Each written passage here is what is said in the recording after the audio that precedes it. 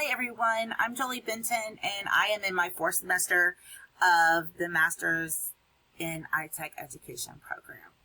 I'm a high school teacher at Crawford County Middle High School. I teach on the high school side in Roberta, Georgia. Over the years, I have bounced around a bit. I started out in 7th grade, then I moved to 11th grade, and then 10th grade ELA. And it's no big surprise, I have been asked to move yet again to 9th grade.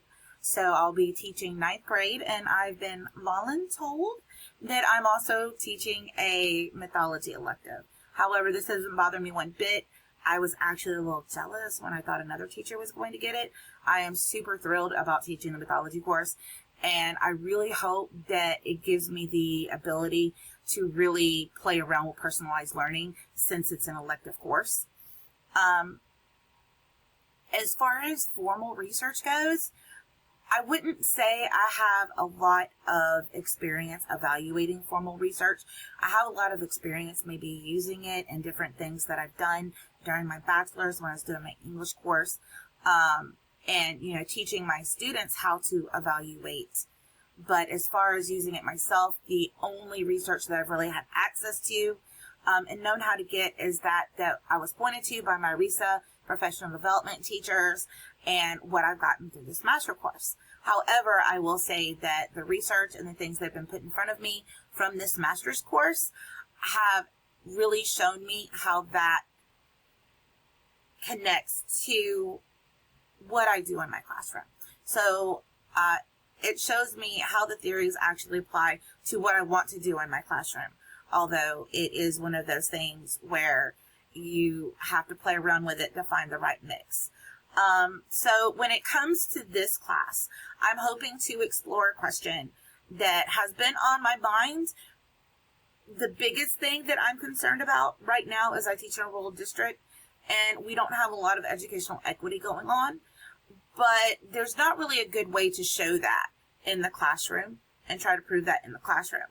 So I shifted my question a little bit upon reflection, and I decided to approach it in a way where I might be able to mention that, but it really is the whole scope of it, which is how can classroom tech tools support personalized student learning in the current structural challenges that we have within our current educational system. Things like pacing guides, testing windows, and rigid schedules, required administrative CFAs every so often. It's tough to individualize instruction when there's not a lot of flexibility, especially in secondary classrooms. But I want to look into strategies or tools that can help make personalization feel more doable and realistic in our current situation, since that doesn't look to be changing anytime soon. Also, in addition, since I'm doing a whole new curriculum again this year, if y'all have any tips for building out a 9th grade curriculum or ways to bring more creativity and student voice into that space, I would greatly appreciate it, as I'm rebuilding another curriculum from the ground up. I can always take other teachers' ideas and build them into my own pedagogy, but I'm trying to work smarter, not harder.